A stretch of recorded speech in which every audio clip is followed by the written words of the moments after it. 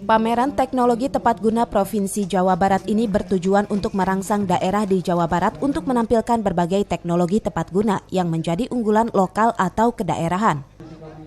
Kegiatan TTG yang dibuka Wali Kota Ahmad Fahmi selain menjadi ajang silaturahmi antar daerah di Jawa Barat, juga menjadi ajang penampilan inovasi unggulan setiap daerah, yang nantinya teknologi tersebut dapat digunakan di tingkat provinsi. Semua kota kabupaten se-Jawa Barat menampilkan teknologi-teknologi yang sifatnya lokal, kedaerahan.